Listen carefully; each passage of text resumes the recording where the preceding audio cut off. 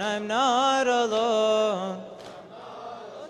Oh, look in the distance, here comes Habib. He's left everything to be with me. And when I pray in the battlefield, look as Sa'id becomes a shield.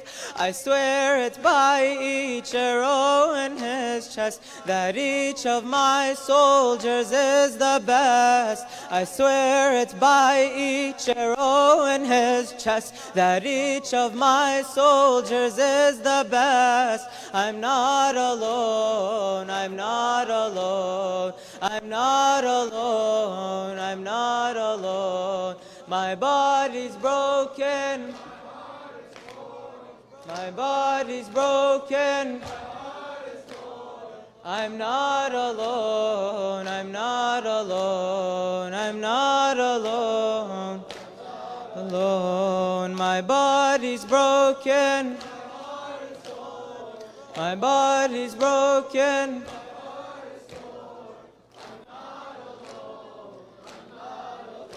Oh, look at the valor of my youth. Look at this army of 72. Each one in my love is fully blind. Each claims to be standing first in line. And Hur will leave you just as he can. And Hur will leave you just as he can. But no one left the side of Hussein. And Hur will leave you just as he can.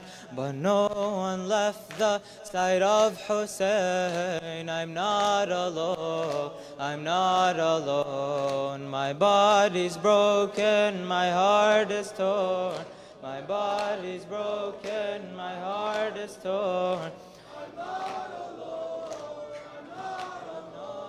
I'm not alone, I'm not alone. My body's broken, my heart is torn.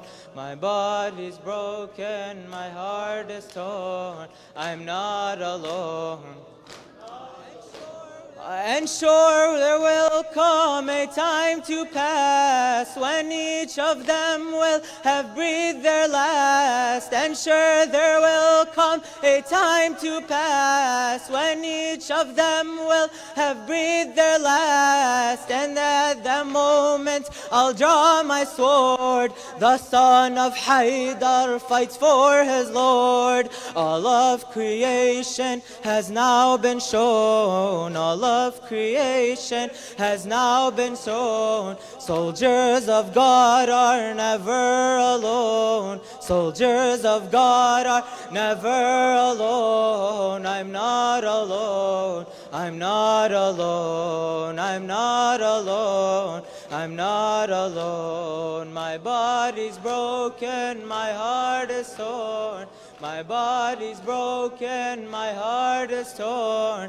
I'm not alone, I'm not alone, I'm not alone, I'm not alone. My body's broken, my heart is torn. My body's broken, my heart is torn. I'm not alone, I'm not alone, I'm not alone, I'm not alone. My body's broken, my heart is torn.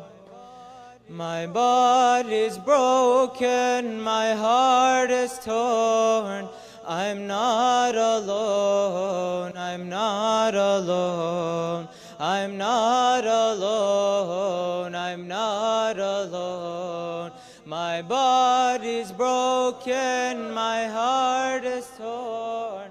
My body's broken, my heart is torn.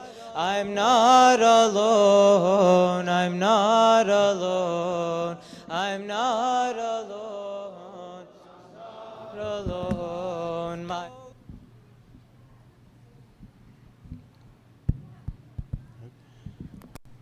أفلح من صلى على محمد وآل محمد.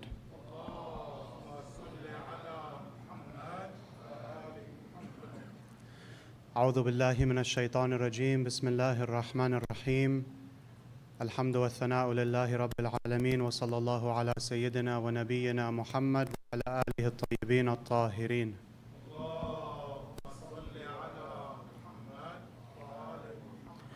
السلام عليك يا أبا عبد الله وعلى الأرواح التي حلت بفنائك، عليك مني سلام الله أبدا ما بقيت، وبقي الليل والنهار ولا جعله الله آخر العهد مني لزيارتكم.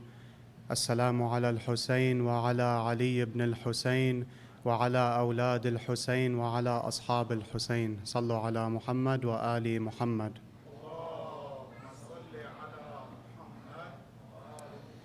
Brothers and sisters, respected Shaykh Usama, Assalamu alaikum wa rahmatullah.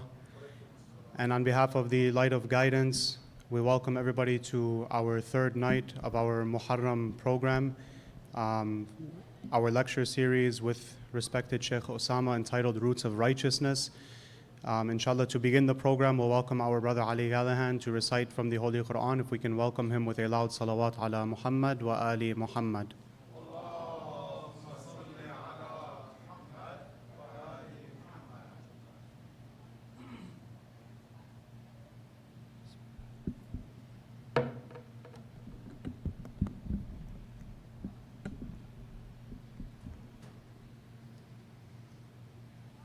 صلوات.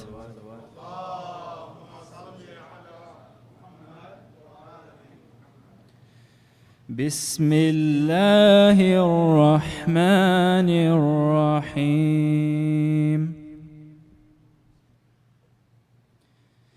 إن في خلق السماوات والأرض واختلاف الليل والنهار لآيات. إن في خلق السماوات والأرض واختلاف الليل والنهار لآيات لأولي الألباب.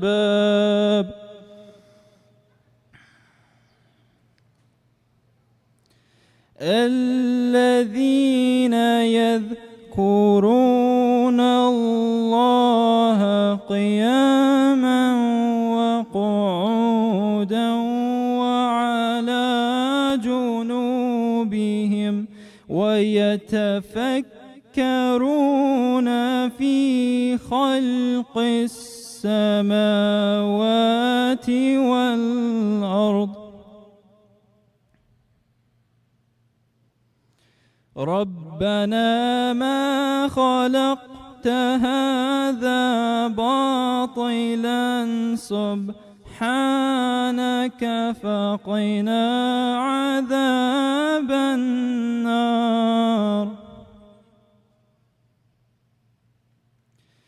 ربنا إنك من تدخل النار فقد أخزيته وما للظالمين من أنصار.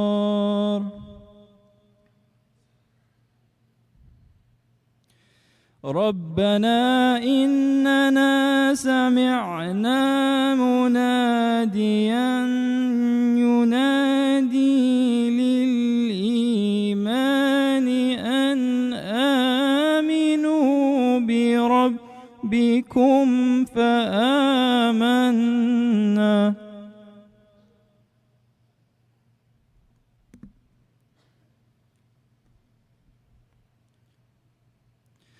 ربنا فاغفر لنا ذنوبنا وكفر عنا سيئاتنا وتوفنا مع الأبرار.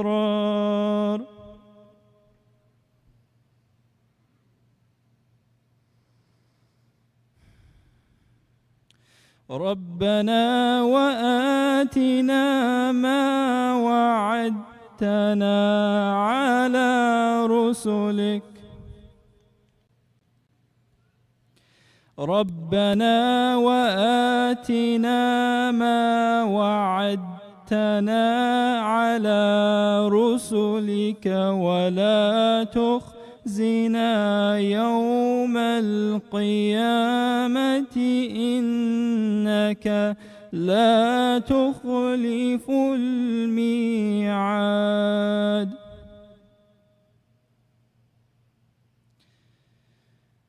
فاستجاب لهم ربهم أني لا أضيع عمل عامل منكم من ذكر أو أنثى بعضكم من بعد فالذين هاجروا وأخرجوا من ديارهم وأوذوا في سبيلي وقتلوا لأكفرن عنهم سيئاتهم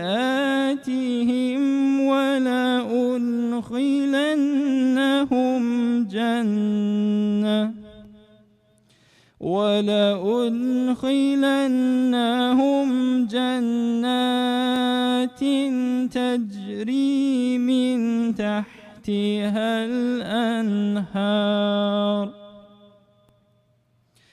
ثوابا من عند الله والله عنده حسن الثواب.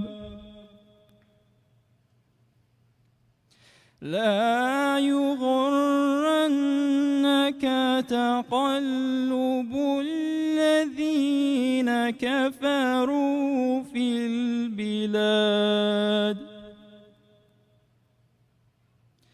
متاع قليل ثم مأواهم جهنم وبئس المهاد.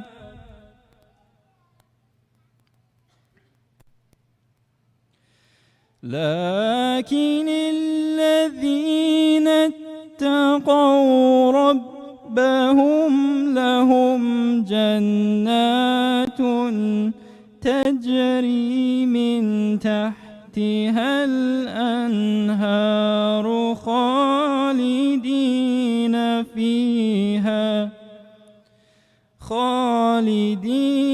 فيها نزلا من عند الله وما عند الله خير للأبرار.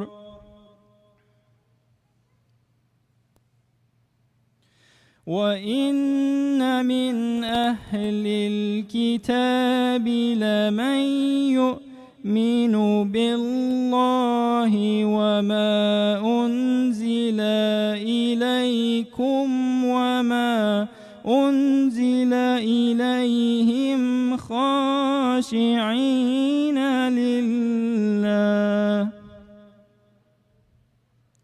لا يشترون بآيات الله ثمنا قليلا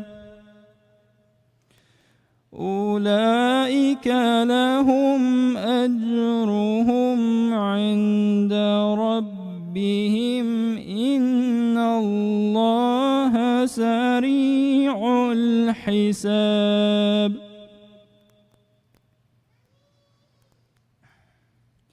يا أيها الذين آمنوا اصبروا وصابروا ورابطوا واتقوا الله لعلكم تفلحون. صدق الله العلي العظيم. اللهم صل على محمد وآل محمد.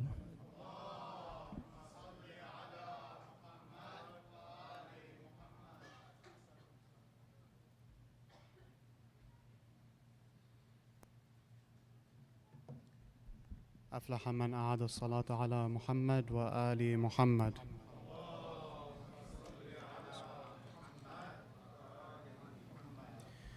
Inshallah, if we can just request from everybody to recite Surah Al-Fatiha. If we can request from everybody to recite Surah Al-Fatiha for the souls of the shuhada, and inshallah for the resilience of the muqawimeen and for the victory of the resistance. If we can recite Surah Al-Fatiha ba'd as-salati ala Muhammad wa ali Muhammad.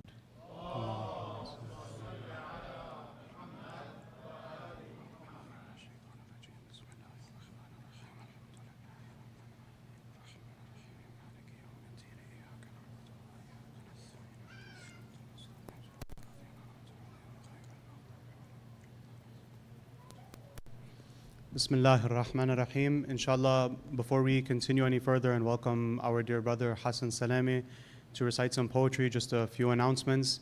Those of us who have heard them before, inshallah, just bear with us because each day, inshallah, we're having new faces. So the first announcement, inshallah, is that there's a children's program going on downstairs in the gym for kids between the ages of 3 and 6. And also 7-year-olds who may not be ready to sit through the entire program. As we mention, almost each and every program that we have, alhamdulillah, it's truly a blessing that we have so many young families and so many young children here. We do always mention that we want young children and young mothers especially to really feel comfortable when they bring their kids to the center. So it's always going to require a little bit of a two-way street. Obviously, as parents, we try our best to keep our kids under control as much as we can. Sometimes, for them to be confined, it's not always conducive for their best behavior. So as parents, when we need to, inshallah, we'll take our kids downstairs, be with them, monitor them, let them play around a little bit, and then whenever they're ready, we can bring the kids back up. And then also for the rest of us, maybe if we don't have young kids with us, of course, sometimes it might get a little bit noisy. We try our best to, keep the noise level down. But for those of us who don't have our kids with us, we're just gonna, inshallah, be as patient as we can for a greater purpose if there is a little bit of noise, inshallah. But we do have the kids program going downstairs. If there's kids younger than the ages of 3 to 6 that also need to go downstairs, the other half of the gym is available. And then in the library room downstairs, we also have an area set up for mothers to take care of infants. It's a nursing room. If any of the sisters need access to that and they're not sure, inshallah, they can ask around and they can be pointed to that room, inshallah. I believe that's it. So inshallah, we will now welcome our brother Hassan Salami with a loud salawat ala Muhammad wa ali Muhammad.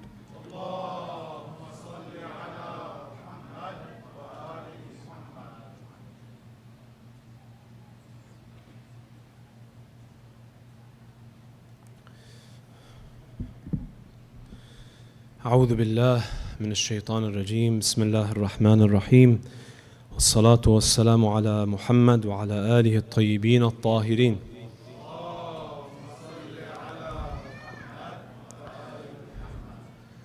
Dear brothers and sisters, respected Shaykh Usama, assalamu alaikum wa rahmatullahi wa barakatuh.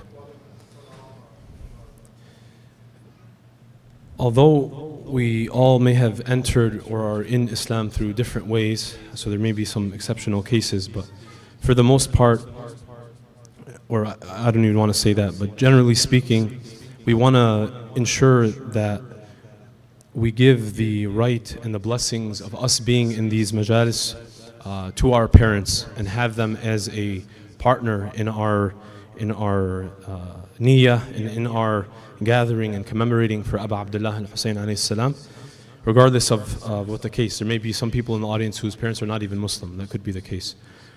But regardless, as we see in many of the ahadith and stories of Ahlul Bayt alayhim salam, this undying mercy and love towards our parents and Insha'Allah, us being here is from the blessing of our parents. And if we are here, Insha'Allah, for whatever reason, whatever the background, we have our parents, Insha'Allah, as a partner in our intention, especially in the story that shows the heartbreaking separation of children from their parents. Sallu ala Muhammadin wa ali Muhammad.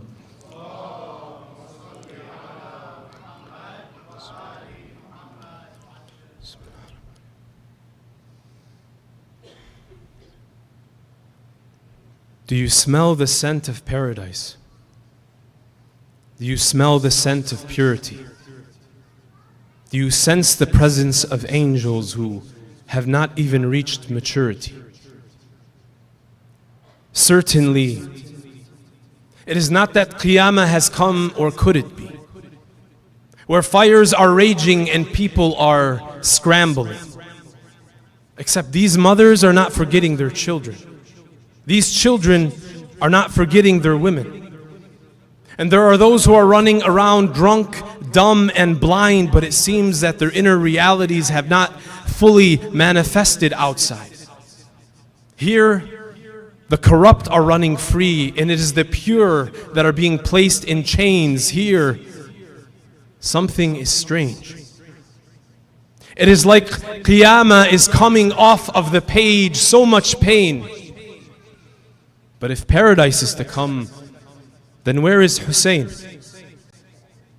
Certainly this must be a contradiction that can be explained. Where did you go, Hussein? Let me find you. You called my name, have I gone insane? The path to you, have I lost my way? Is there something you want to show me in this scene that resembles Judgment Day?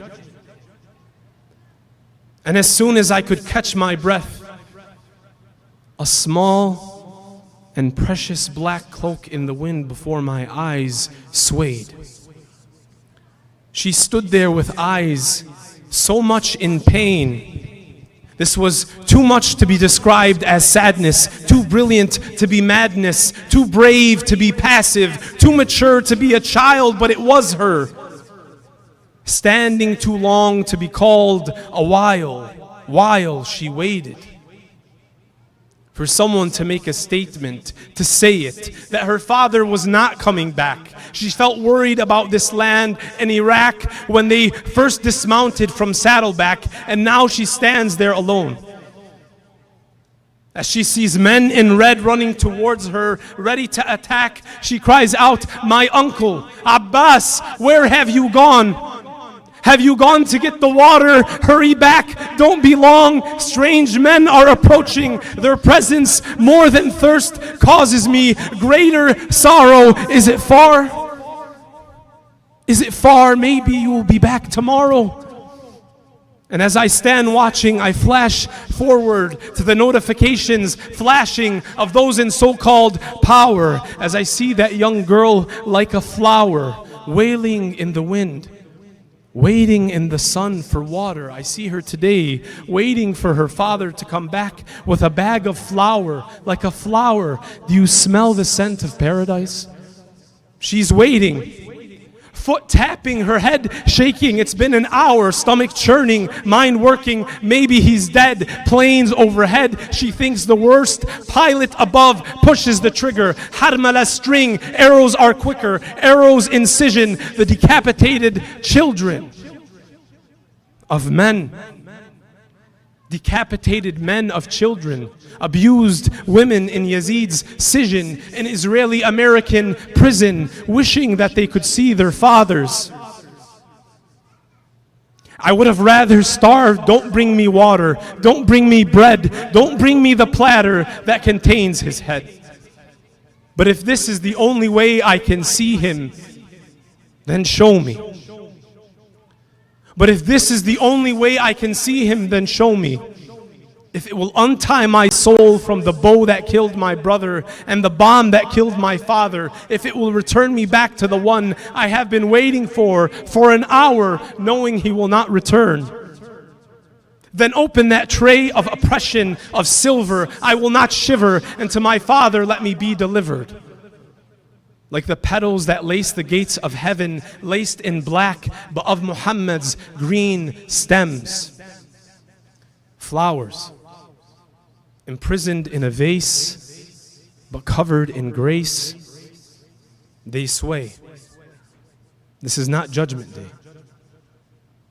It is a different time and different place, repeating itself in time and space. I see Ruqayyah, and no one can take the status of Ahlul Bayt. But we would be blind to say that in the daughters of Palestine, we do not see her face.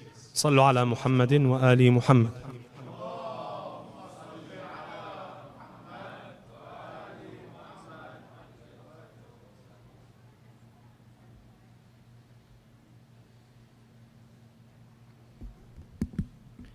أفلح من أعاد الصلاة على محمد وآل محمد.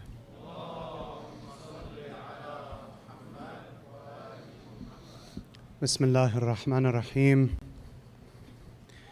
Inshallah, just to piggyback a couple of words on Brother Hassan's poetry. Unfortunately, we've been seeing it here and there, the idea that anytime the connection is made between Karbala and what's happening in Gaza, we have some individuals who respond by saying that nothing should be compared to Karbala and nobody is like Hussein. But if we look at the statements and the stance of Abu Abdullah alayhi salam, the things that he said with his own blessed voice, we see that everything that he would say all along the journey would be to convey the understanding that what he's doing is not simply some unique exception that has no application beyond his movement. And so when the news comes to him that Muawiyah, la'natullah alayh, has passed away and Yazid has ascended to the throne, he says, Inna lillah wa inna ilayhi raji'un wa ala al-islam as-salam idh qad buliyat al-umma bira'in mithla Yazid. He says that we belong to Allah and to Allah we are returning, and the religion of Islam will be no more if the ummah is afflicted with a ruler like Yazid. And when he's told to give bay'ah, he says, Mithli la yubayi'u mithla. Someone like me cannot give bay'ah or allegiance to somebody like him. And we see this all throughout the tragedy and the epic of Abu Abdullah alayhi salam. And so the unfortunately superficial understanding that nothing is like Karbala, so we don't compare anything and we don't connect the dots between Imam Hussein's movement and between what's happening today, is very much like when the Khawarij rejected the authority of Amir al-Mu'mineen alayhi salam on the pretext of the ayah of the Quran that says, In al-hukmu illa lillah. Authority, legislation, rulership only belongs to Allah subhanahu wa ta'ala, and therefore we don't submit to the rulership of Amir al-Mu'mineen Ali ibn Abi Talib alayhi salam. To which Imam Ali alayhi salam responded, Kalimatu haqqin yuradu biha al-batil. What they're saying is true, but the intention behind what they're saying is false. And so yes, it's true that nobody is like Abu Abdullah alayhi salam, and no place is like Karbala, and no tragedy is like the tragedy of Imam Hussein alayhi salam. That's true. But when we're in a time and a context like we're in right now, where we see that the resistance axis and all of Iman right now is resisting against the imperialist colonial imposition of the whole entire world order that's based on kufr, and we see so clearly all of the connections between what's happening with the resistance and the Yazids of today and what happened with Abu Abdullah alayhi salam and the Yazid of the past. In this context, to say that nothing is like Karbala, the statement is true, but the purpose that it serves, willingly or unwillingly, is as far from the legacy of Abu Abdullah alayhi salam that it could possibly be.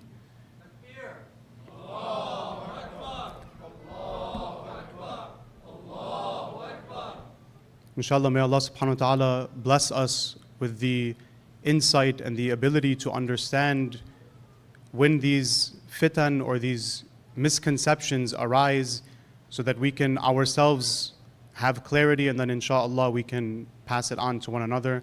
But without any further ado, it's my pleasure and my honor to welcome our dear and respected teacher, Shaykh Usama Abdulghani, with 3 loud salawat ala Muhammad wa ali Muhammad.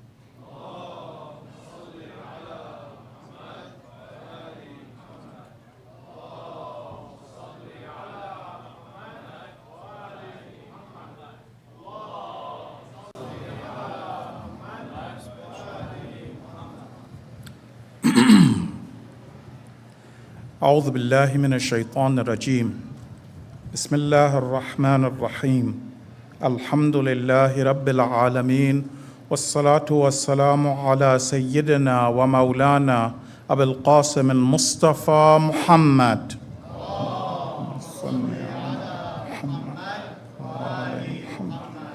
وعلى أهل بيت الطيبين الطاهرين المعصومين لا سيما بقية الله في الأراضين روحي وأرواح العالمين له الفداء رب اشرح لي صدري ويسر لي أمري واحلل عقدة من لساني يفقهوا قولي. Dear brothers and sisters in Islam, Assalamu alaikum wa rahmatullah. So brothers and sisters, Alhamdulillah, Allah has granted us another day to sit in the tent of Abu Abdullah, to absorb his teachings and to prepare for our master, the Mahdi. Now, as you are aware, brothers and sisters, the title this year of the lecture series is Roots of Righteousness, Tarbiyah on the Path of the Awaited Savior. What we're trying to do is to look at some of the objectives, some of the goals of Islamic tarbiyah. If we know what the goal is, what the objective is, we try to first, of course, incorporate that, embody that in ourselves, but then we know what we're looking for when we're raising the next generation. When we're raising these children who will be the soldiers of the Mahdi, we know what we're looking for. By doing this, inshallah, trying to do it in the right way, to understand, to implement, and to share, and to have conversations, and to talk to our children. In this way, inshallah, we're hoping to give our children a fighting chance to be in the army of the Mahdi. Because you and I, we don't make anybody Muslim. We can't do that. But we can try our level best that our children who were raised right, they get a chance to choose. And inshallah to be in that army of the Mahdi. So one of the objectives that we're hoping, and alhamdulillah, both brothers mentioned this, is the idea that our children understand. This is one of the Islamic objectives.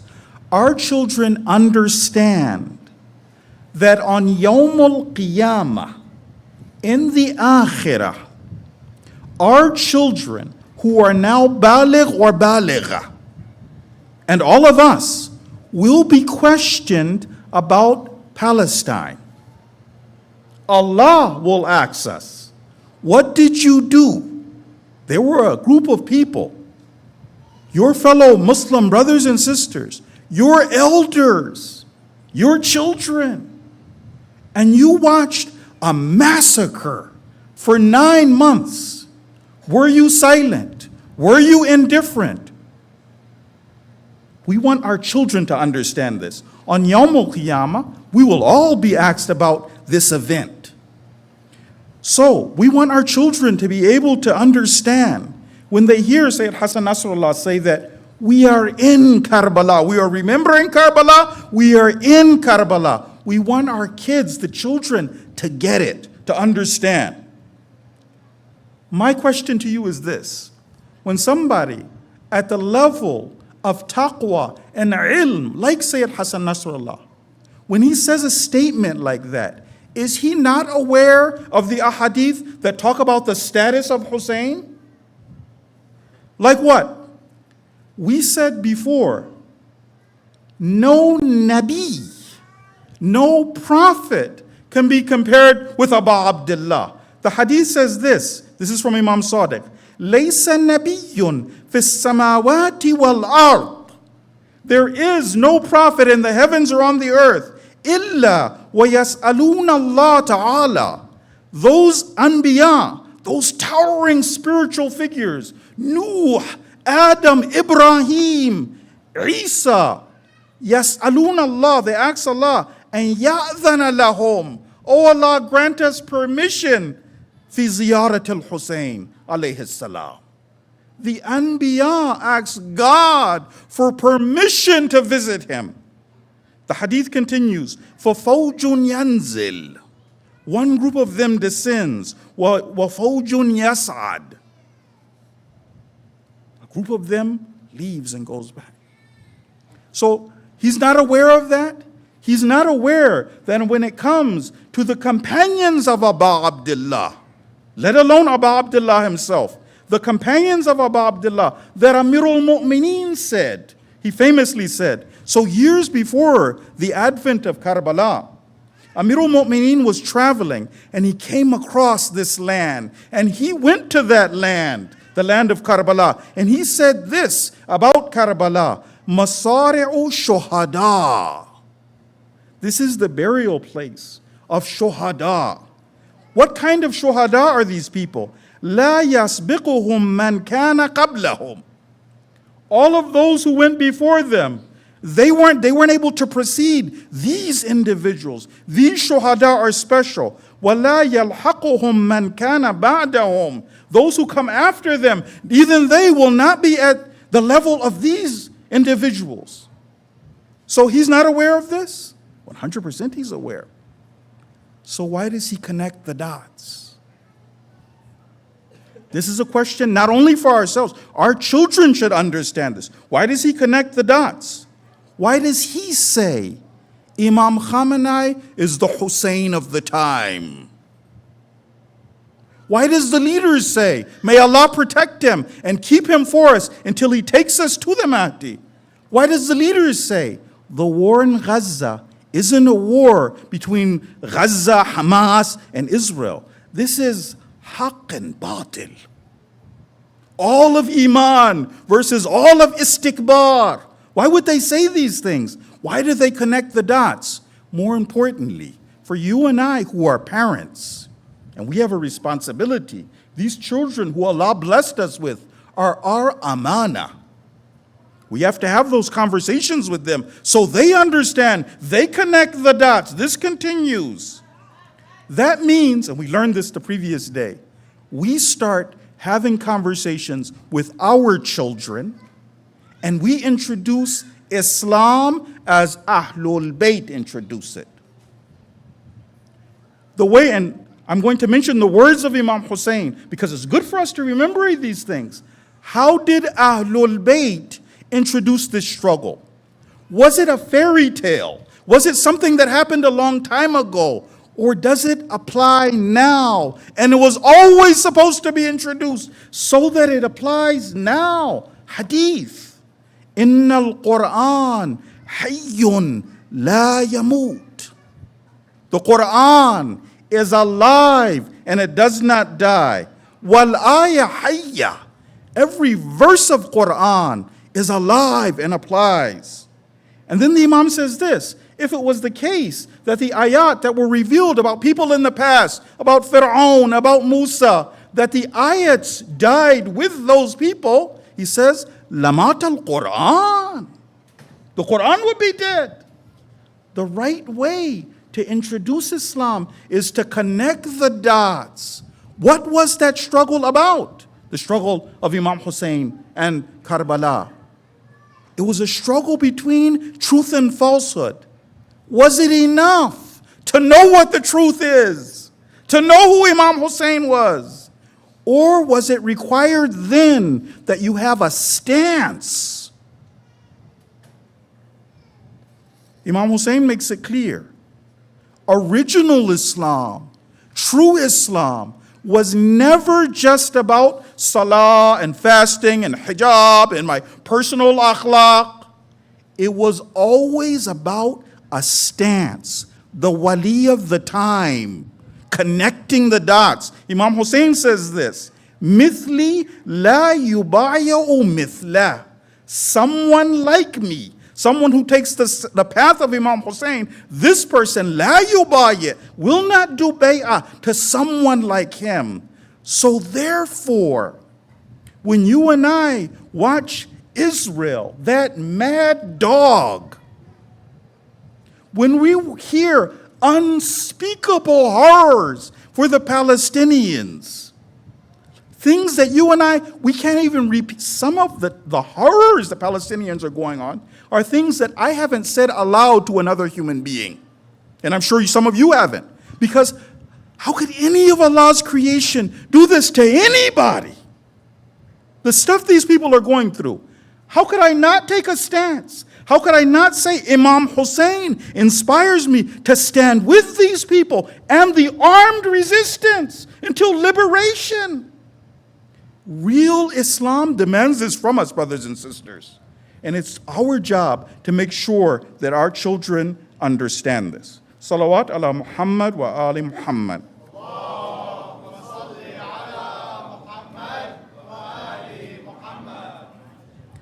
Now, one of the things we were talking about as an objective, because we didn't complete this discussion yesterday, inshallah today we'll try and complete it, is the idea that you and I, we're trying to raise individuals who, instead of their creativity being crushed, instead of them just being a robot and a cog in the system, we're raising soldiers of the Imam who are creative, who can solve problems, who are capable.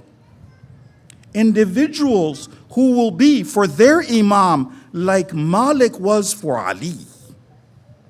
Remember what Amir al-Mu'mineen said about Malik? He said that Malik was for me as I was for Rasulullah. What was Malik like? Malik could handle tough situations. Malik was creative. I'll give you one story from Malik. Remember, we're talking about creativity and how do we ensure, inshallah, by acting on these principles, our children come up creative. Malik. When the Battle of Jamal took place, the Battle of the Camel, there was a man who was serving as the governor of Kufa. And this individual, his name is Abu Musa al-Ashari. You remember his name because you remember the fitna that he caused later. He was the governor of Kufa. And this man refused to allow anyone to join Imam Ali. He was using his power, his influence, his position in the community to stop people from joining Amir al-Mu'mineen and fighting against the enemies. Amir al-Mu'mineen tried to talk to him. He sent Imam Hassan, according to some accounts. He sent other notable individuals, Abdullah bin Abbas, such and such, Ammar, different people trying to talk to him. No benefit. Malik said, Amir al-Mu'mineen, would you allow me to handle this cat? I know what this guy needs. You send me there, this guy will cancel Christmas. And Imam Ali let Malik go. Malik went over into Kufa and he started meeting with different people who loved Amir al-Mu'mineen. And then he took his team. Abu Musa was over there giving some fiery khutbah in the masjid. He took his team to the Darul Imara. He took over the presidential palace. He threw out the guards. The guards came running to Abu Musa. Abu Musa, Malik's here. He roughed us up. Abu Musa tried to come back to the presidential palace. He saw Malik was there. He realized it was long past. Malik told him something. Because Malik had some harsh words. I'll tell you part of what Malik said to him. Malik said, Akhrajallah nafsak. God kill you. فَوَاللَّهِ إِنَّكَ لَمِنَ الْمُنَافِقِينَ قَدِيمًا. You've been a munafiq for a long time, Abu Musa. Abu Musa saw there was no negotiating with Malik. He said, can I at least, because my bed is here, my clothes is here, can I at least stay till Maghrib time, maybe gather my stuff? He said, Abu Musa, you got until Maghrib, but you can't sleep here. Abu Musa went and he gathered his belongings. Don't you know 6,000 people came from Kufa and joined the Imam. One individual. You and I, we're trying to be the Malik for the Mahdi. Our children to be the Malik for the Mahdi. That means conversations. That means talking to them, engaging them, getting them to think. Not just punishing, talking, explaining. Why do we do things? Sometimes, even if you have to hold your position, and it's a position they don't like, but the conversation. Let me give you an example from Imam Khomeini. There was a lady, may Allah bless Imam Khomeini, who revived the issue of Palestine for us, who brought us here, who made us this kind of Islam, which inshallah will take us home to the Mahdi. Imam Khomeini. Allahumma salli ala Muhammad wa ali Muhammad. So again, let's remember the principle. When I talk to my children, when I share ideas, when I consult them, this helps build that creativity. The hadith was this: وَمَنْ شَاوَرَ الرِّجَالِ. That person who will consult with others, conversations. He says, شَارَكَهَا فِي أُقُولِهَا. I become a partner in their intellect. Now, unfortunately, this is unfortunate, meaning it's a little kid, Imam Khomeini's, one of his grandchildren, came running, and the lady who was working in Imam Khomeini's house said, I saw this happen. Came running with maybe like a slipper or something in his hand. And the little kid said, I'm gonna beat Imam Khomeini. And the lady just looked, and before she could grab the little guy, he went racing into the room. So she's running after him, and she saw that Imam Khomeini, he signaled with his hand, don't do anything. So the little kid came over to Imam Khomeini, hit him about 4 or 5 times. Imam Khomeini embraced the little guy. He talked to him. I love you. You're a good guy. He said, the reason I wouldn't let you tear up these papers is because these papers belong to other people. If I let you tear up these papers, I have to answer to Allah subhanahu wa ta'ala. I can't let you do everything. But he had a conversation with them. He talked to them. So for us, you and I, the lesson that we're learning is in order to raise those maliks, we have to start having those conversations. When we consult our children, and we said that we start around the age of 7, and we're going to talk about the limits, where, how, on what areas, how do we teach them to think. Inshallah, we'll talk about those things. But we'll keep a principle in mind. When you consult with children, and even other adults, it gives the person a deep sense of karama. You're important to me. So important that I would like your opinion. What do you think? Your ideas are important to me. So, one of the things we want to do in order to help our children get to that stage where they're able to think properly is to do this. Our scholars say this: when you ask your children for opinion, sometimes tell them, I don't need you to give me an answer right now. I'd like your opinion on this, would I do this, but I'd like you to think about it. I'll come back to you. You and I, even as adults, when we think before we act, we're more effective. We're able to pause a second, think for a little bit, and then make a decision. So if we can get our children in the habit, sometimes we have conversations, we're consulting with you, I want your idea, what do you think we should do about this? But then I say, right now I don't need you to give me an answer. Think about it, come back to me. If the issue is even more important, because some of the things are small, what kind of shoes do you want to wear? That's a smaller decision. Sometimes I'm talking with these children about something that's a little bit more important. If that's the case, what the scholars tell us, some of the scholars, they say this: if that's the case, it's something a little bit more serious, we get our children to write their thoughts down. So take a little time, think about it, you come back to me, but write your thoughts down. Hadith, qayyidul ilma bil kitaba. Qayyidul ilma bil kitaba. Write your thoughts down. Now that you've thought about it, come back, present to me. Now I'm ready to hear. What else? Another thing we want to teach our children to do is that you need to listen to the ideas of other people as well. Inshallah, in an Islamic family, we shouldn't only have, if Allah gives us the tawfiq, we shouldn't only have one child, right? For some of us, we've had those discussions. What happens if I'm an only child? What happens to the parents who, instead of embracing the opportunity that Allah has given us to raise children, I say that, no, I'm going to be selfish, I just want to have one kid? What happens to the parents? What happens to the kids? How important is it for us to have a lot of children? We have that hadith from the Prophet, Baytun la sibyana fi, a house that has no children running around in it, la barakata fi. We want to have children. We love children. These children, they're the future for us. So one of the things that would happen then is ideally these children are growing up with siblings. Some of your siblings are older, some of your siblings are younger. We're training these children to make them creative.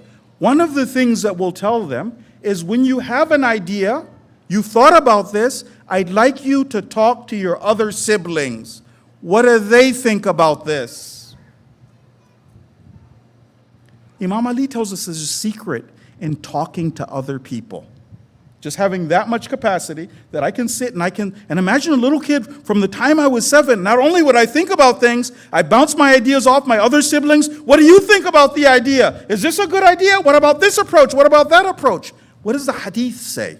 The hadith says, this is from Amirul Mu'mineen. He says, اضربوا بعض الرأي ببعض.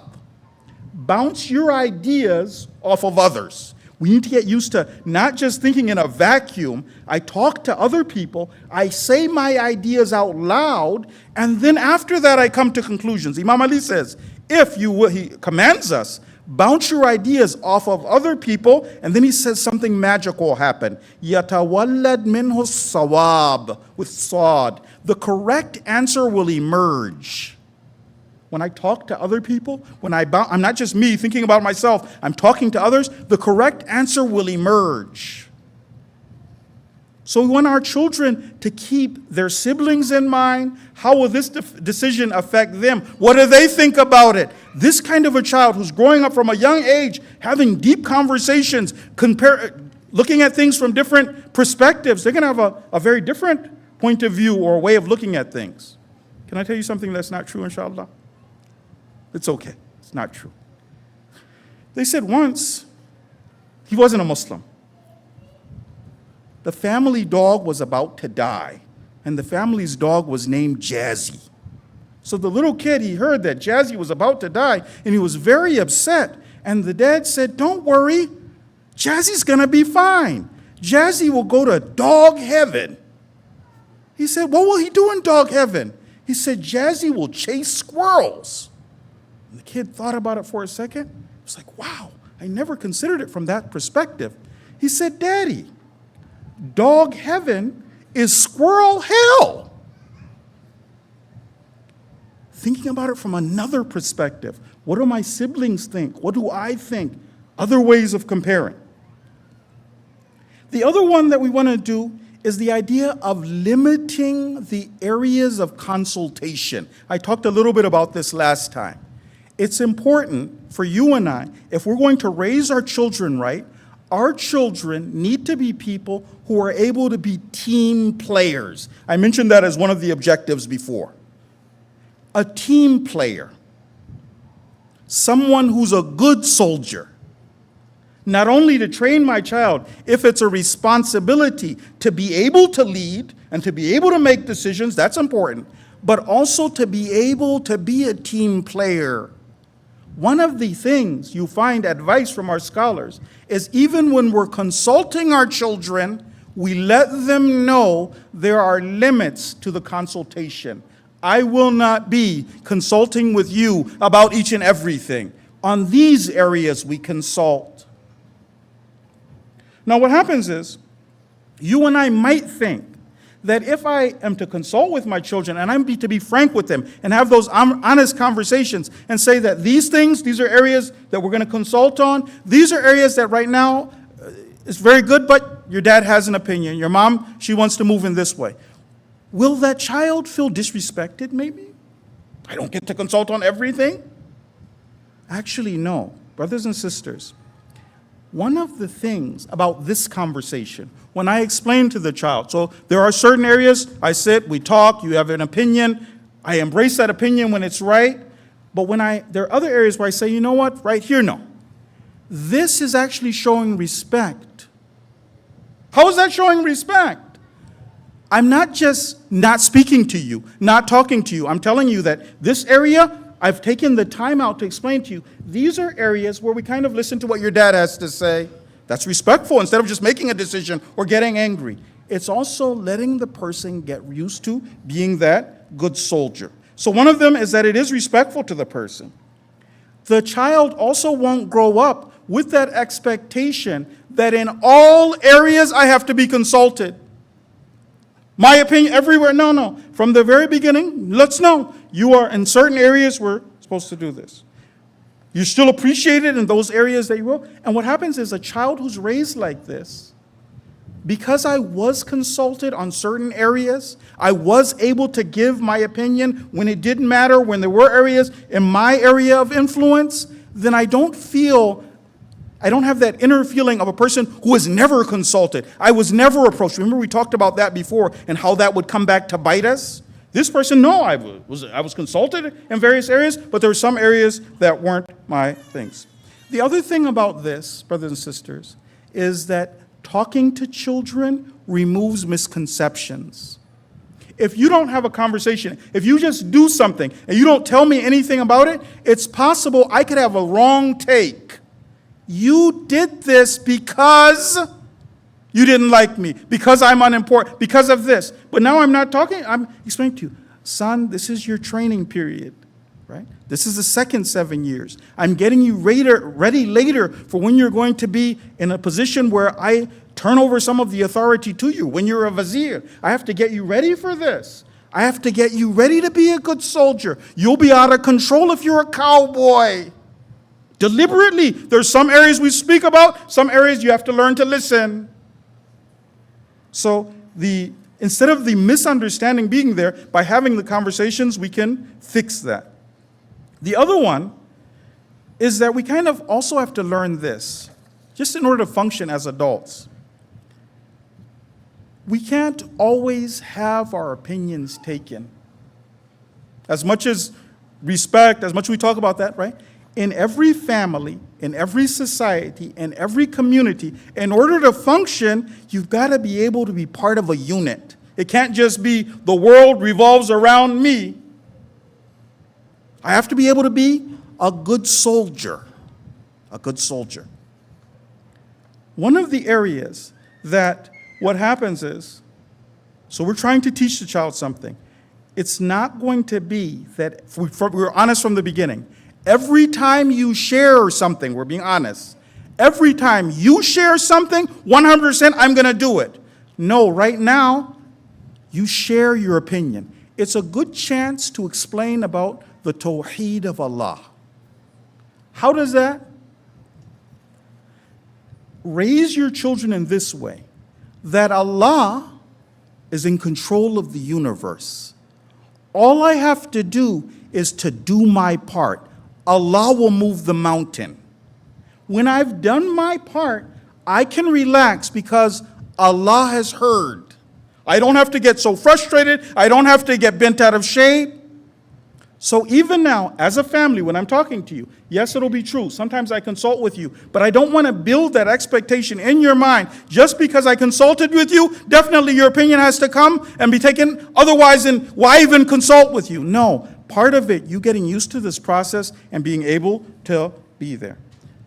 The other part that I mentioned, brothers and sisters, inshallah, we're going to very shortly after this be going to Karbala. Inshallah, our brother will come and he will recite the Masa'ib for us. But I want to mention one other thing before I go there. In order for our houses to be successful, in order for our children to be malik for their imam, there's a lesson we can learn from the resistance. The lesson that we learned from the resistance was this. those who were taken from a military academy and then placed in charge of troops were not as successful as those who had come up through the ranks. Those who were first a foot soldier, and then a leader of a platoon, and then a sergeant. Those individuals, by the time they became a major general, let's say the Qasim Sulaimanis of this world, who had served in all those positions, those people are much more effective than those who are always entitled. I have my degree. I'm supposed to be in charge. Why isn't everybody listening to me? We all need to learn the lesson of being able to be a soldier. When we're able to be a good soldier, we'll be able to be a better leader. Those who are the best soldiers are the best leaders. I learned to be a good soldier. Now I'm the best leader. I can make decisions. I can talk to my staff. I came up through the ranks. One of the things that we're supposed to do for our children is to teach them this idea of having a single command in the house. Our houses do have a leader, the wali of the house, the person who's in charge. I want to share some of the hadith about this, but now, because you and I are trying to practically change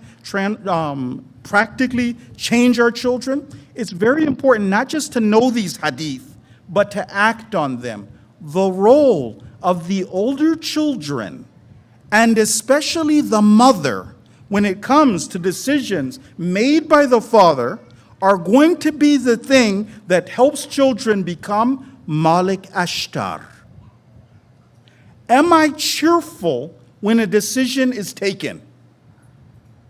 Or when I'm in charge, I want to see absolute obedience, but then when somebody else is in charge, my husband for instance, and he doesn't decide as I wanted, then I'm rolling my eyes, I can't believe this. Hadith now, because some of you may remember this, the idea of Islamic karma. We talked about this before. As you do unto others, it'll come back to you. Kama tudin tudan. What are we supposed to do in order to raise our children right? This is the hadith of the Imam. The first one is, even an imperfect leader is better than no leader. Anarchy is not a good thing. Our children need to learn this. It's better to make a decision than no decision. Hadith of Amirul Mu'mineen. La budda linnas min amir. People, all people must have a leader. He says, barren aw fajir. The leader he might be a great guy, he might be a weak leader. He might not be perfect, but leadership is better than anarchy. We need to actually obey the leader. I need to show my child cheerful obedience. Instead of the father in the house trying to tell the kids, kiss the rings, obey me. If the mother can build up the father, if this family is working together because they're trying to produce Malik Ashtar, and she can show and throw her weight because she's the beloved, she's the flower in the family. When she throws her weight behind the decision of the father, then the father's going to be that stronger. This is the hadith now of the Imam. Amirul Mu'mineen. La ra'ya liman la yuta'. The person who's not obeyed doesn't have a plan. There's nobody going to listen to me. A plan is better than no plan, but that means obedience. That means demonstrating practically to follow this leadership. And then the last part is the karma part, Islamic karma. The hadith of Amirul Mu'mineen says this. He says, "Ati' man fawqaka." In your household, in your organization, in your group, there is a chain of command. The Imam says, obey the person who's in leadership above you. If you do that, yuti'ka man dunaka. When you do that, the person who is beneath you, those who are watching, if they see you be a good soldier, they'll learn to be a good soldier. If they see you be a good soldier, they'll learn to be a good soldier. Now, Sayyidah Fatima demonstrated this for us perfectly. If you remember, brothers and sisters, Sayyidah Fatima was visited by two individuals. And these individuals were people who had done a great ghasp of the right of Amirul Mu'mineen. They had attacked the house.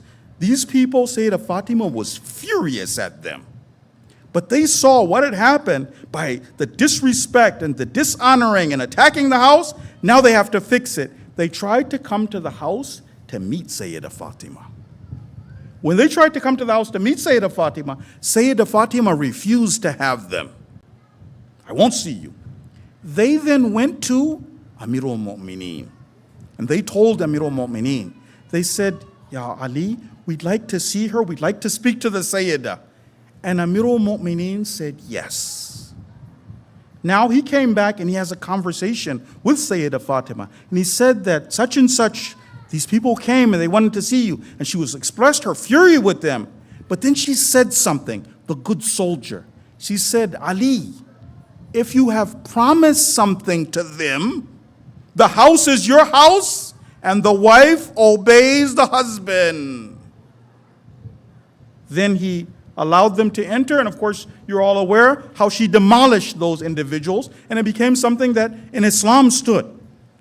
We're learning a principle, though. The principle of being a good soldier when I disagree.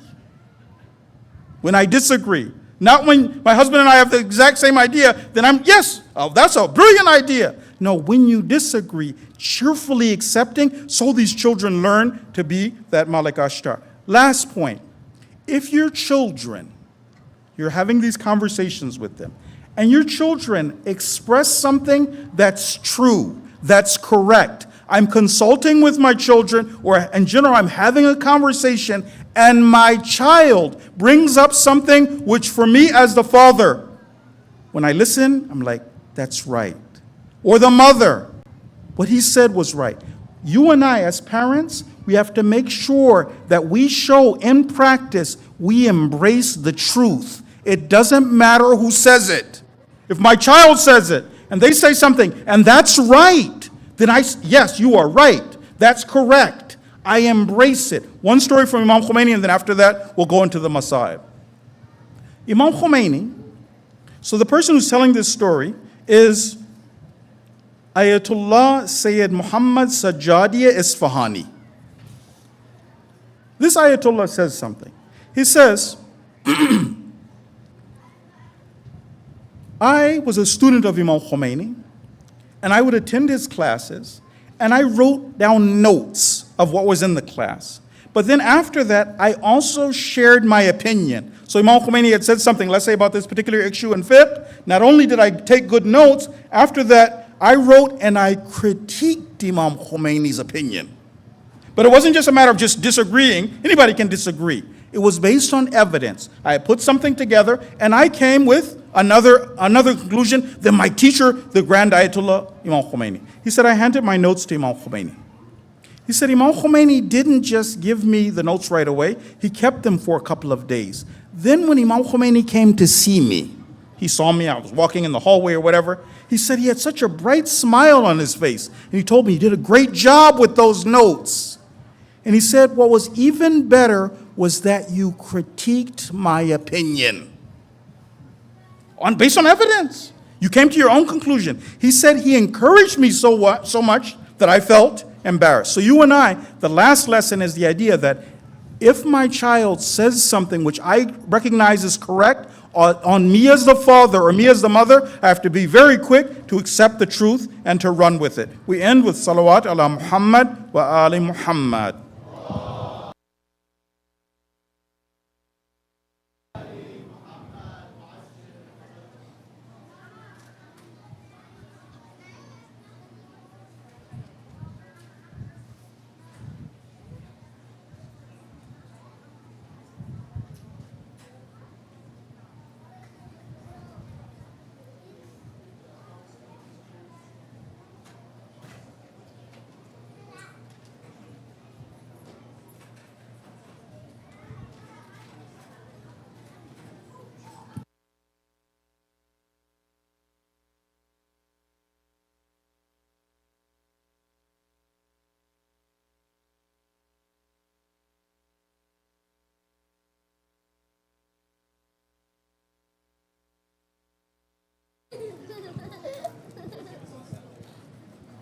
Assalamu alaikum.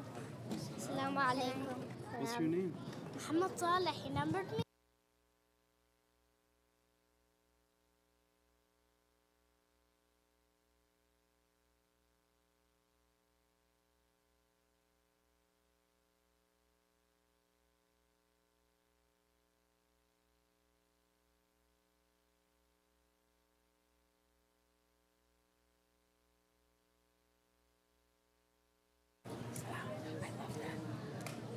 أفلح من صلى على محمد وآل محمد.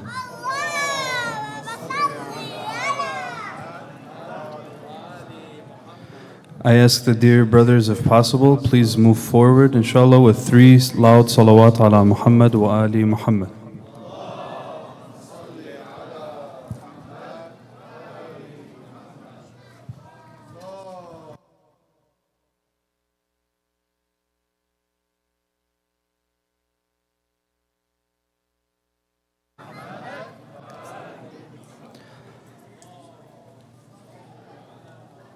اللهم صل على محمد وآل محمد. اللهم صل على محمد وآل محمد. اللهم كن لوليك الحجة ابن الحسن صلواتك عليه وعلى آبائه في هذه الساعة وفي كل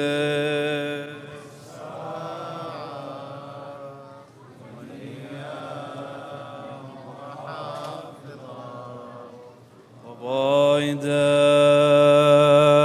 وناصرا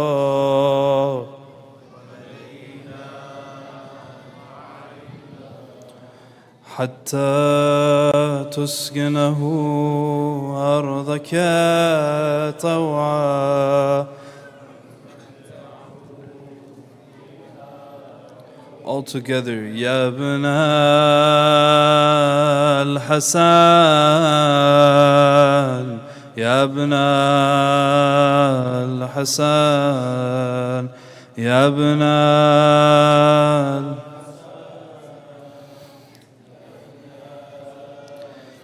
يا ابن الحسن, our hope in the dark, your light a beacon, a heavenly spark. Through tears and prayers we yearn to see your face, our Savior, our destiny. Ya ibn al-Hasan, Ya ibn al-, call out to our Master, Ya ibn al-.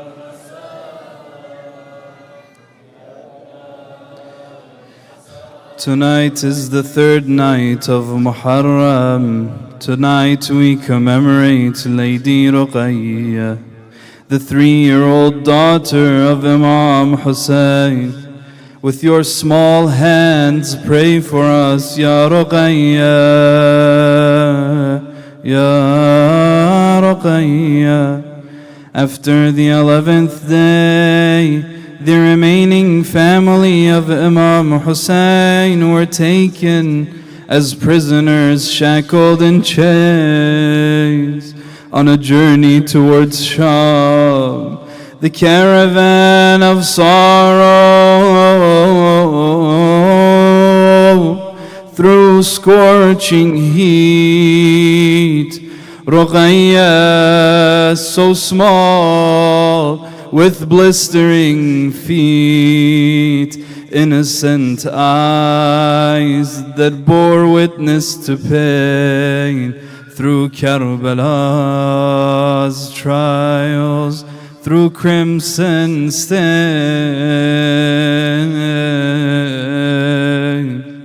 The nights were cold, the days were long. A tiny heart that tried to stay strong. Chains on her hands, a tear-striked face. She clung to her faith in that desolate place. With Lady Zainab, she walked beside, her cries of hunger and thirst denied, through deserts vast to Sham's harsh gates. The little one's heart bore the weight of fate. In a broken house they sought to rest. The narration says, لما أتي بعلي بن الحسين عليهم السلام ومن معه إلى يزيد بن معاوية عليهما لعائن الله. When Imam Zainul Abidin and the family of Imam Hussein were brought to Yazid, جعلوهم في بيت خراب وهي الحيطان. They were placed in a house that was broken down, which had weak walls. فقال بعضهم إنما جعلنا في هذا البيت ليقع علينا. Some of them said, we were placed in this house so the walls would fall in on us. In a broken house they sought to rest. No comfort, no peace, no father's caress. Ruqayya wept for her father dear. Her cries of anguish were all they could hear. Yazid's order, cruel and swift, to silence her cries with a horrid gift. A tray was brought, covered in dread. Ruqayya's small hands uncovered the head. When Ruqayya uncovered the tray, she called out, فَقَالَتْ مَا هَذَا الرَّاسِ. What is this they brought to me? They said to her, قَالُوا لَهَا رَأْسُ أَبِيكَ الْحُسَيْنِ. This is the head of your father Hussein. فرفعته من الطشت حازنة له. With her little hands she lifted the head from the tray. She's being careful. Her hands are shaking. It's been several days she hasn't eaten. She began to talk to her father. Ya Aba, man dha alladhi khadhabaka bidama'ik. Oh father, who caused you to be covered in your own blood? Ya Abata, man dha alladhi qata waridak. Who was the one who severed your head? Who did this to you? oh my dear father, who caused this pain, this cruel slaughter? Her voice echoed in that broken place, a child's lament in the night's cold embrace. What else is Ruqayya telling her father? Baba, Baba, Baba. I was sleeping peacefully in a corner, oh Baba. But then their voices echoed, filled with trauma. If they didn't take my earrings away, I'd have given them to their daughters anyway. Lost and wandering in the desert so wide, left behind by the caravan, I cried. Someone brought me back to my dismay, but I wish I had stayed where I lay. The men of Sham are so harsh and unkind. The men of Sham are so harsh and unkind. Their hearts made of stone, no love to find. With their heavy hands, oh how they treat. I pity their children with the way they beat. Oh,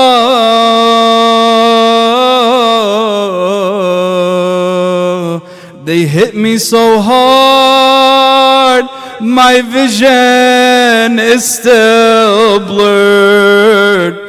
The pain in my steps, my movement deterred.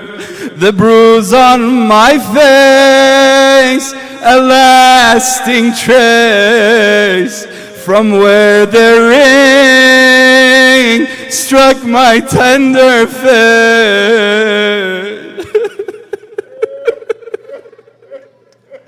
You on the spear, Baba, Baba, Baba. You on the spear and me on the saddle. Your eyes open wide while my hands are in shackles. How much we resemble, oh Baba, can you tell?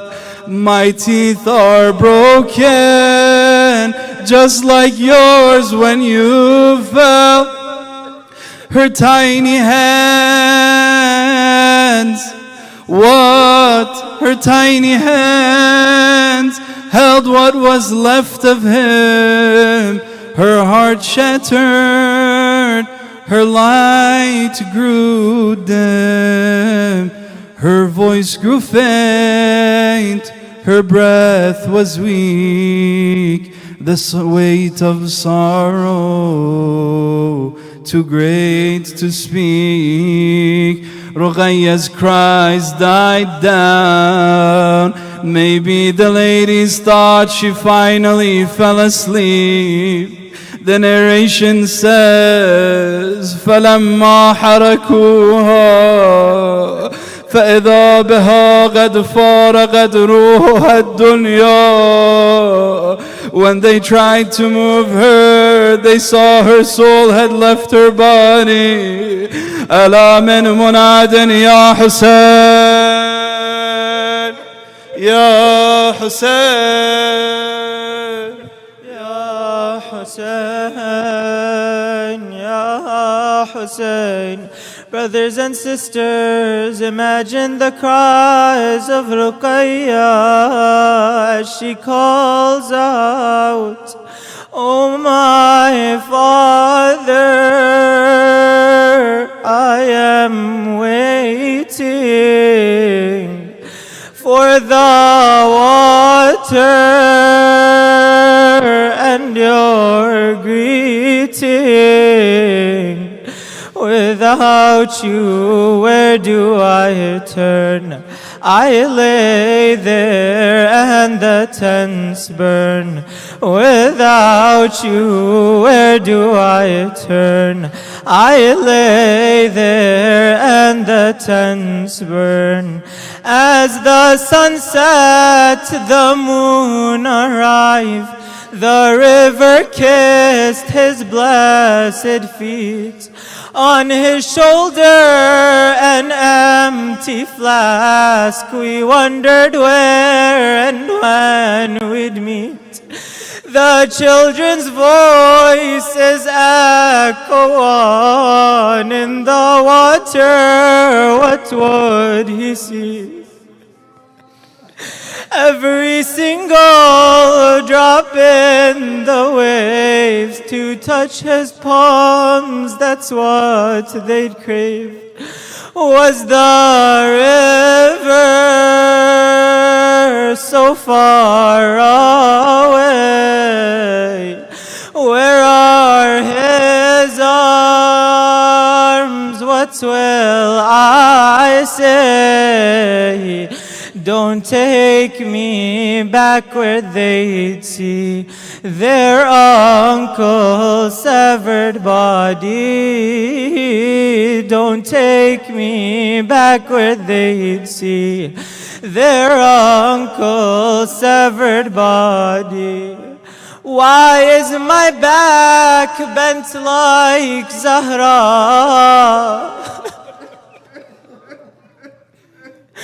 Why is my back bent like Zahra? I'm only 3, give me Baba.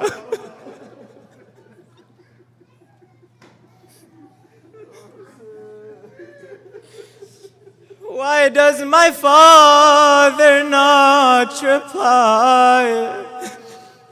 Baba, it's me, look at my eyes. Look at my feet, look at my hands, the misery upon these lands. Bloodied and cleaved, this is his chest.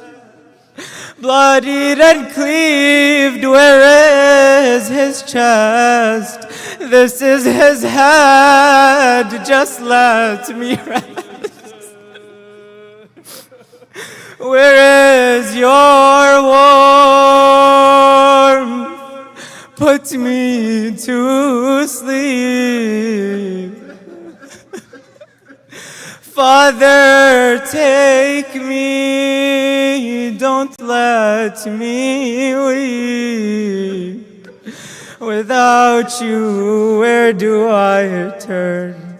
I lay there and the tents burn. Without you, where do I turn? I cry there and the tents burn.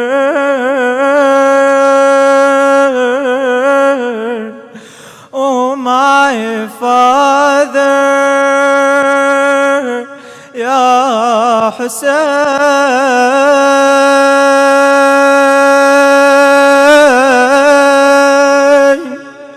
Ya Hussein, Ya صلى الله عليك يا أبا عبد الله وعلى الأرواح التي هلت بفنائك عليك مني سلام الله أبدا ما بقيت وبقي الليل والنهار ولا جعله الله آخر العهد مني لزيارتكم السلام على الحسين وعلى علي بن الحسين وعلى أولاد الحسين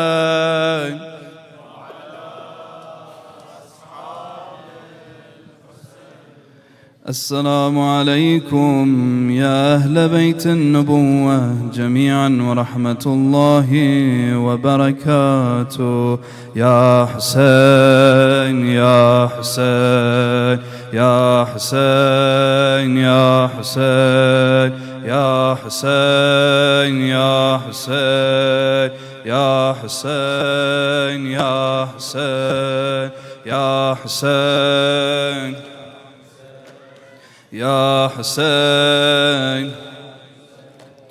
يا حسين يا حسين يا حسين يا حسين يا حسين يا حسين يا حسين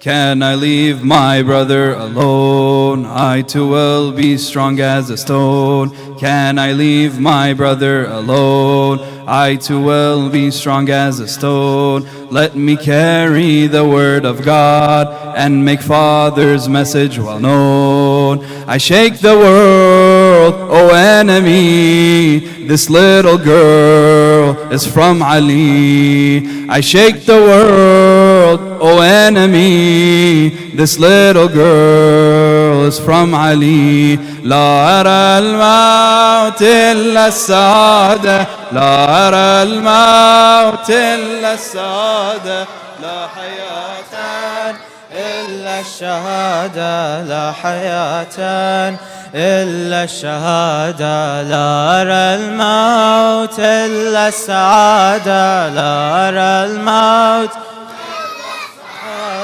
لا حياة إلا الشهادة لا حياة شهادة أبا عبد الله أبا عبد الله أبا عبد الله أبا عبد الله أبا عبد الله أبا عبد الله أبا عبد الله أبا with your voices أبا عبد الله أبا عبد الله أبا عبد الله أبا عبد الله أبا عبد الله أبا عبد الله أبا عبد الله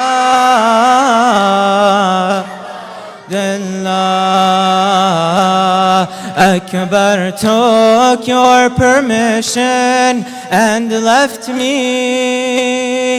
Akbar took your permission and left me. Qasim took your blessings forth and left me. Akbar took your permission and left me. Qasim took your blessings forth and left me. The sons of Amma Zainab have left me. The eye that saw the river has left me. Looking on but the tears blur my vision. Heavy hearted I seek your permission. Permit me to join you, Baba. Looking on but the tears blur my vision. Heavy hearted I seek your permission. Permit me to join you, Baba. Baba. You took away tears from me. You took away years from me. You turned an infant's head gray. Why won't you take me from me? You took away tears from me. You took away years from me. You turned an infant's head gray. Why won't you take me from me? You took away tears from me. You took away years from me. You turned an infant's head gray. Why won't you take me from me? The guilty river had no words and left you. The guilty river had no words and left you. Asghar's blood took to the heavens and left you. Time passed you with no mercy and left you. The hand that held the river has left you. Again my eyes look at you and blurry. Who will tell me, Ruqayya, don't worry, after you, where are you, Baba? Again my eyes look at you and blurry. Who will tell me, Ruqayya, don't worry, after you, where are you, Baba? You took away tears from me. You took away years from me. You turned an infant's head gray. Why won't you take from me? The guilty river had no words and left you. Asghar's blood took to the heavens and left you. Time passed you with no mercy and left you. The hand that held the river has left you. Again my eyes look at you and blurry. Who will tell me, Ruqayya, don't worry, after you, where are you, Baba? You took away tears from me. You took away years from me. You turned an infant's head gray. Why won't you take me from me? Sallu ala Muhammad wa ali Muhammad.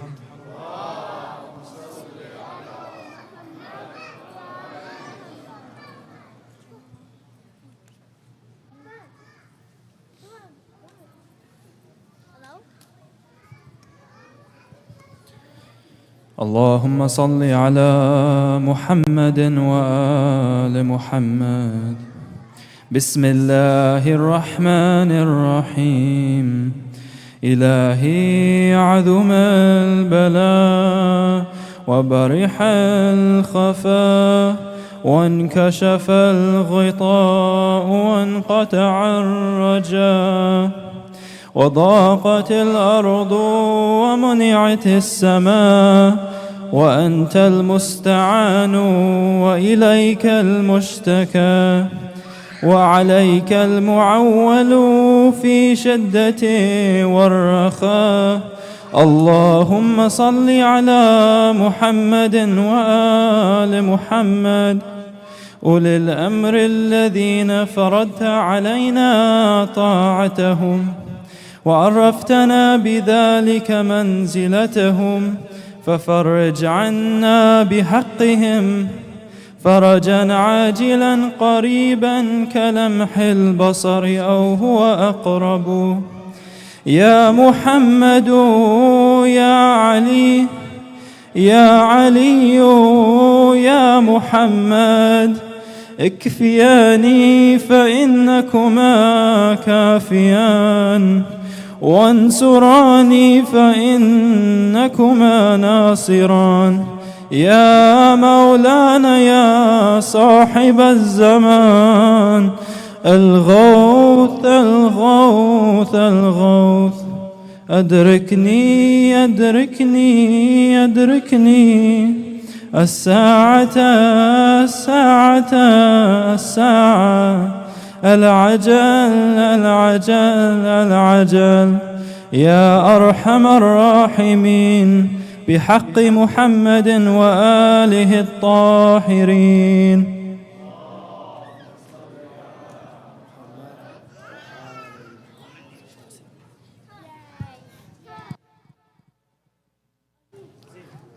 Inshallah, tomorrow night we'll be having the program starting at the same time.